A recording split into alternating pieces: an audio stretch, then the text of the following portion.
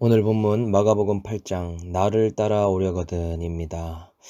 여러분, 시간이 지날수록 신앙생활이 쉽지 않더라, 이런 이야기를 들어본 적 있으실 것입니다. 여러분, 신앙생활을 잘하는 것이 무엇이라고 생각하십니까? 회중 앞에서 대표 기도를 잘하는 것, 아니면 큐티를 열심히 하고 기도를 깊이 오랫동안 하는 것, 그런 것들을 생각하십니까? 아니면 비가 오나 눈이 오나 예배에 빠지지 않는 것, 11조와 매주 주님께 물질로 신앙 고백 잘 하는 것 등등, 신앙생활의 모습에 대해서 우리가 생각을 하는 부분들이 있을 것입니다.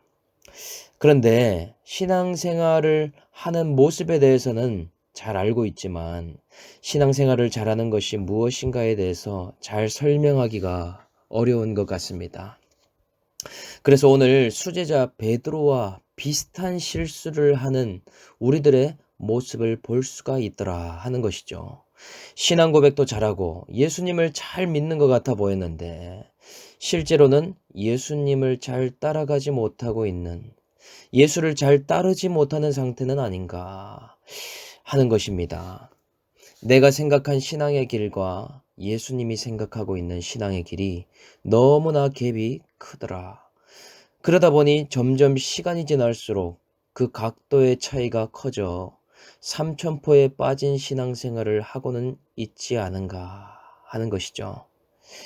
왜냐하면 오늘 수제자에다가 그렇게 믿음 좋은 베드로가 실수를 했는데 우리는 어쩌면 더 많이, 더 자주, 더 무지한 상태로 믿음 생활을 막연하게 하고 있는지도 모르기 때문이더라 하는 것입니다.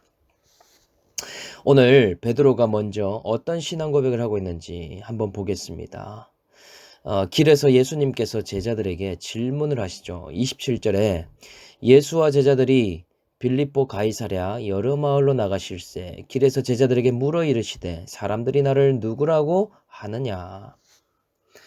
다 같은 예수님을 따르는 것 같지만 예수님에 대한 고백이 다 다르다는 것을 쉽게 알 수가 있습니다. 그 이후에 보니 세례 요한이라고 하는 사람도 있고 더러는 엘리야라고도 하고 더러는 선지자 중에 한 사람이라고 합니다. 다른 사람들이 뭐라고 하는지 보다 예수님이 더 궁금하다는 듯이 제자들에게 한 번 더 질문하십니다. 29절에 그렇다면 너희는 나를 누구라 하느냐. 다른 사람이 나를 누구라 하든 그것보다 더 중요한 것은 제자들의 대답이지 않겠습니까? 그 질문을 듣고 수지자인 베드로가 제대로 정확하게 대답합니다. 이르되 주는 그리스도시니이다 하매. 역시나 베드로는 지금까지 받은 말씀의 양육으로 같은 질문에도 대답이 다릅니다. 주는 그리스도시요 하나님의 아들이라는 믿음의 고백을 드렸다라는 것이죠. 여러분, 이런 고백을 베드로가 했다면 여러분 어떻게 반응하겠습니까? 이 정도면 베드로야 옳도다, 네 대답이 훌륭하다, 이렇게 칭찬을 해줘야 될 것 같은데 주는 그리스도라고 대답을 하자마자 예수님께서 말씀을 또 이어가십니다. 생전에 한 번도 들어본 적 없는 말씀을 아주 진중하게 전하고 계시더라. 뭐라고 하는지 보니 31절에 이에 자기의 일을 아무에게도 말하지 말라 경고하시고 인자가 많은 고난을 받고 장로들과 대제사장들과 서기관들에게 버림받아 죽임을 당하고 사흘 만에 살아나야 할 것을 비로소 그들에게 가르치시되. 이 이야기를 하기 위해서 자신이 누구인지 질문을 하신 것이죠. 예수님이 누구십니까? 자기 백성을 죄에서 구원할 자, 구원자이시죠. 이제 점점 구원의 때가 가까이 오므로 제자들에게 언젠가는 알려야 할 내용을 가감없이 경고하시며 가르치십니다. 그 내용이 뭐냐? 십자가에서 당할 순환과 앞으로 죽음과 부활에 대한 이야기였습니다. 예수님을 쫓아다니면서 이분이 메시아임을 확신했는데 죽는다니, 이게 무슨 말인가? 이런 가르침이 베드로에게도 너무나 충격적이고 말도 안 되는 일이었던 것 같습니다. 베드로의 반응을 보면 알 수 있죠. 32절에 드러내놓고 이 말씀을 하시니 베드로가 예수를 붙들고 항변하매. 예수님께서 이것에 대해서 이제는 감추거나 숨기지 않으셨습니다. 드러내놓고 의도를 가지고 이루러 오신 일을 확실하게 오픈하십니다. 그런데 십자가에서 죽으시고 부활하시는 일을 말씀하시자마자 베드로가 아주 격정적인 반응을 보이고 있더라. 방금까지도 신앙 고백을 너무 잘하지 않았습니까? 베드로의 믿음이 대단하지 않습니까? 베드로는 예수님이 구원자이심을 믿었고 그분이 메시아임을 알고 배와 그물까지 버리고 따른 사람입니다. 그런데 아이러니하게 베드로가 예수님의 뜻에 반대하고 항변하는 모습을 볼 수가 있더라 하는 것이죠. 베드로의 생각은 두 가지 정도로 정리될 수 있습니다. 한 가지는 스승님이신 예수님이 죽다니요. 절대 죽어서는 안 됩니다. 말고의 귀를 자르듯이 제가 칼로 지켜드릴 테니 절대로 죽으실 수 없습니다. 이런 생각을 한 가지 할 수 있고 또 다른 한 가지 생각은 그래도 그렇지 예수님 저의 인생을 다 걸었는데 그리스도이신 주님이 죽으시면 저는 어떻게 됩니까? 저는 한순간에 모든 것을 다 잃게 됩니다. 이런 생각 한 가지가 또 있다는 것이죠. 이 두 가지를 합친 결과가 무엇인가? 예수님을 붙들고 항변하는 것이었다라는 것입니다. 아니 그것은 주님이시라도 스승님이라도 그 말씀은 너무나 지나치십니다. 아니 다른 건 다 되어도 그것만큼은 안 됩니다. 예수님의 옷을 붙들었는지 바지가랑이를 붙들었는지 베드로가 아주 강력히 항의를 하고 있습니다. 그런데 이에 대해서 예수님의 반응은 더 의아합니다. 더 강직한 태도로 더 스트롱하게 강하게 말씀하신다는 것이죠. 33절에 예수께서 돌이키사 제자들을 보시며 베드로를 꾸짖어 이르시되 사탄아 내 뒤로 물러가라 네가 하나님의 일을 생각지 아니하고 도리어 사람의 일을 생각하는도다 하시고. 여러분 너무 놀라운 말씀 아닙니까? 우리가 만약 예수님이라고 가정을 한번 해보겠습니다. 얼마 있지 않아서 십자가를 져야 되는데 베드로와 같이 저렇게 말해준다면 칭찬해주지 않겠습니까? 베드로야, 그래도 날 생각하는 건 너밖에 없구나. 정말 슬픈 일이지만 내가 십자가를 짐으로 구원을 그래도 이뤄야 되지 않겠니? 베드로야, 네가 있어서 내가 위로를 받고 힘이 되었다. 이렇게 반응하고 말하는 것이 온정적이고 좋은 반응이 아니냐라는 것이죠. 그런데 어쩐 일인지 예수님은 이 일을 가지고 베드로를 강하게 책망하십니다. 바로 뭐라고 하시는가? 사탄아, 내 뒤로 물러가라! 이야기를 한다는 것이죠. 그 이유가 뭐냐? 하나님의 일을 생각지 아니하고 사람의 일을 생각했기 때문이다. 아마 이 생각이 베드로의 생각만이 아니라 제자들의 생각도 비슷했던 것 같습니다. 예수님께서 제자들을 바라보시면서 베드로를 대표적으로 책망을 했다라는 것이죠. 신본주의와 인본주의가 이마만큼 다릅니다. 베드로가 말씀 양육 잘 받고 신앙 고백을 그렇게도 잘하는데 그 생각하는 것이 인간적인 판단을 가지고서 했을 때 그 생각이 놀랍게도 사탄의 생각과도 일치했다는 점이죠. 이것은 공동체에서 나눔하는 것과는 또 다른 차원의 이야기입니다. 내 수치와 죄를 고백하고 나의 아픔, 슬픔을 공동체에 오픈하면서 가지만 때로는 인간적인 생각이 하나님을 앞설 때 그것이 사탄 편에 서는 일이 될 수도 있더라라는 것입니다. 하나님의 생각은 십자가를 지고 구원을 이루는 일인데 내가 그게 아니라고 해서 반한다면 주님을 핍박하고 대적하는 일이 될 수 있다니. 이거 얼마나 충격적인 일입니까? 방향이 틀어지면 이런 황당한 신앙생활을 우리 또한 할 수가 있다는 것이죠. 그러니 하나님의 일을 먼저 생각지 아니하면 나의 인정이나 나의 이런 개인적인 일들로 인해서 그것에 순종하지 못할 수가 있더라. 여러분, 그렇다면 신앙생활의 진수, 신앙의 정석은 무엇입니까? 34절에 주님께서 말씀하시죠. 누구든지 나를 따라오려거든 자기를 부인하고 자기 십자가를 지고 나를 따를 것이니라. 신앙생활은 곧 예수 그리스도를 따르는 삶인데 핵심은 두 가지라고 말씀하십니다. 한 가지는 자기를 부인하는 것이고 또 다른 한 가지는 십자가를 지는 것이다. 이 두 가지를 하면서 예수를 따르는 것이 신앙생활이다 라고 말씀하신다는 것이죠. 먼저 그렇다면 자기를 부인한다는 것이 무슨 말입니까? 이것은 자아와 관련된 단어입니다. 헬라어로 에고, 자기 자신을 말하는 이 자아가 하나님의 일을 반할 수 있는 아주 중심적인 존재라는 것이죠.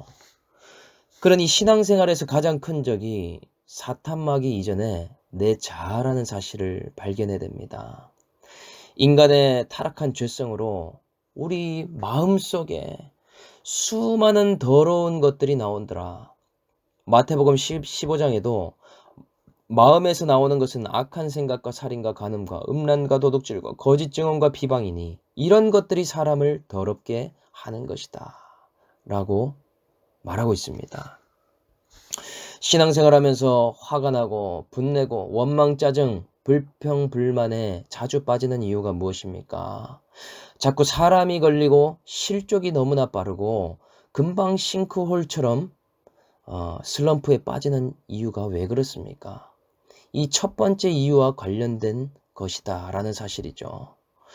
신앙생활의 훈련을 봉사하고 헌신하는 것을 훈련받았기 때문에 표출은 잘하는 것 같은데 속에 자아를 부인하는 법을 배운 적이 없기 때문에 전혀 황당한 곳에서 넘어지는 경우가 너무나 많더라. 열심히 섬기고 중직자이고 사역자인데도 자기 자신이 너무나 비대한 모습이기 때문에 그렇더라. 조금만 하면 생색을 내고 화내고 그렇게 될 수밖에 없는 신앙이 아니냐라는 것이죠. 그래서 에고라고 하는 내 자아가 말씀보다도 훨씬 더 강하기 때문에 내 생각과 내 뜻이 주님보다도 더 권위가 있기 때문에 그렇게 항변하게 되는 신앙생활을 한다는 것입니다. 주님이 그렇다고 해도 그건 아닙니다. 주님이 말씀하셔도 내 뜻과 내 생각이 다른 것이면 대항할 수밖에 없더라. 이처럼요, 자아를 죽이지 않으면 하나님 뜻에 결코 순종할 수 없습니다. 주여 주여 해도 주님이 모른다라고 하는 신앙생활을 하고 있을지도 모른다는 사실입니다. 진짜 기독교인이냐 아니면 썬데이 크리스천이냐 그 차이가 어디서 옵니까? 예수를 믿는 것은 같은데 내 자아가 죽느냐 안 죽느냐로 판명나더라. 예수만 죽여서라도 내 인생의 목적을 행복으로 내 뜻을 이루려는 것은 그것은 불교나 이슬람과 다를 바가 없습니다. 기독교, 이 그리스도교는 내가 죽어야 되는 종교입니다. 저도 사역자라 이것이 정말 쉽지 않지만 나도 예수와 함께 죽고 거듭나지 않으면 보혈의 공로를 힘입을 수 없게 되어 있더라. 그것이 나는 죽고 자기를 부인하는 길입니다. 때로는 내 생각도 부인해야 됩니다. 내 감정도 부인해야 됩니다. 하나님께 묻고 물었는데 그 하나님의 뜻이 내 생각과 상반된다면 내 뜻을 꺾어버려야 됩니다. 심지어 사람이 싫어하는 일일 수도 있고 가족의 미움을 받는 일일 수도 있습니다. 인본주의와 반하는 일일 수도 있습니다. 그럼에도 하나님의 분명한 뜻이 있고 하나님의 구원의 사인이 있으시면 그 일을 순종해야 된다. 라는 것이죠. 그리고 이어서 또 다른 한 가지, 자기 십자가를 져야 된다. 자기를 부인했을 때 자기 십자가를 지는 것이 가능해지죠. 여러분 한번 생각해 보십시오. 성령이 예수님을 광야로 이끌었을 때 마귀가 시험하지 않았습니까? 예수님을 넘어뜨리기 위해서 돌덩이가 떡덩이가 되게 하라. 성전 꼭대기에서 뛰어내리라. 만국의 영광을 보여주면서 내게 절하라. 이 모든 것을 다 주겠다. 육신의 정욕, 안목의 정욕, 이생의 자랑 세 가지로 시험하지 않았습니까? 이 시험에 가만히 보면 무엇이 빠져 있습니까? 바로 십자가가 빠져 있죠. 십자가를 빠진 영광입니다.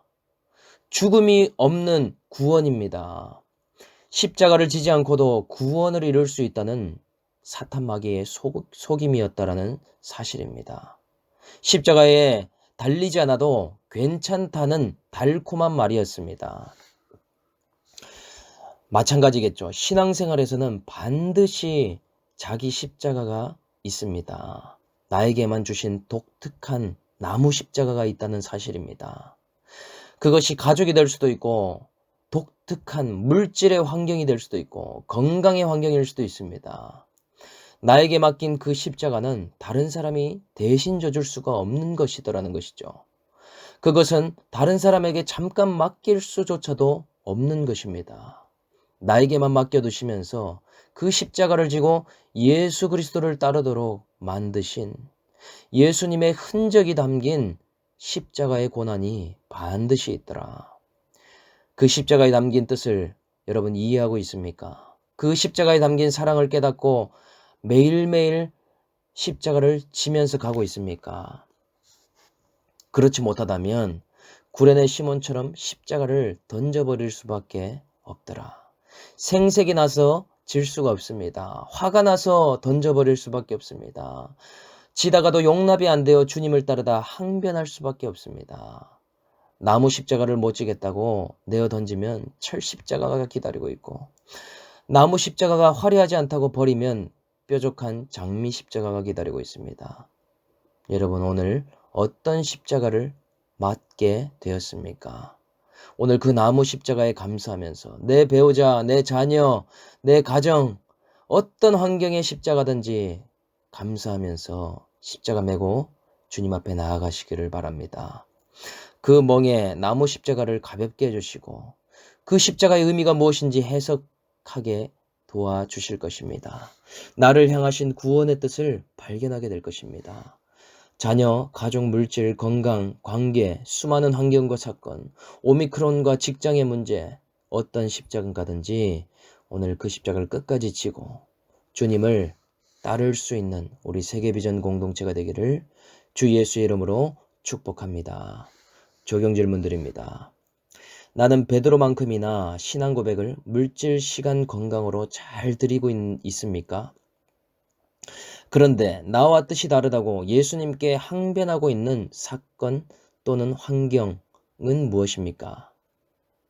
내 자아가 가장 부인되지 않는 대상, 감정은 무엇입니까? 함께 기도하겠습니다. 하나님 아버지, 저는 매일 신앙 고백은 참 잘하는 것 같지만 베드로와 같이 주님, 물질은 그렇게 하시면 안 됩니다. 건강은 그래도 잘 지켜주셔야 됩니다. 예수님 내 삶의 구원자로서 계속 계셔 주셔야 합니다.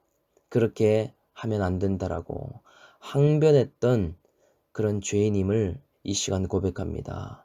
주님, 아직도 주님을 따르는 것이 십자가가 없는 영광인 줄로 착각하고 목숨을 버리는 것인데 얻는 것으로만 착각하며 방향을 잃어버린 신앙생활을 했었습니다.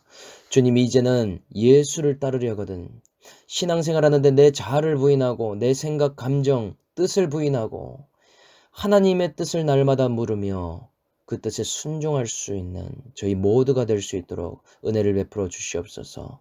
또한 나에게 주신 최고의 십자가, 나무 십자가를 주셨는데 그 십자가에 새겨진 주님의 사랑과 나를 향한 구원의 뜻을 발견하고 감사함으로 기꺼이 십자가 지고 주님을 끝까지 따를 수 있도록 믿음과 은혜를 베풀어 주시옵소서. 주님 특별히 이 나라 이 민족을 불쌍히 여겨주시고 얼마 남지 않은 대선을 통하여 이 나라에 예수를 따라갈 위정자들과 리더들이 세워질 수 있도록 긍휼을 잊지 마옵소서. 감사를 드리며 우리를 구원하신 예수님의 이름으로 기도드립니다. 아멘.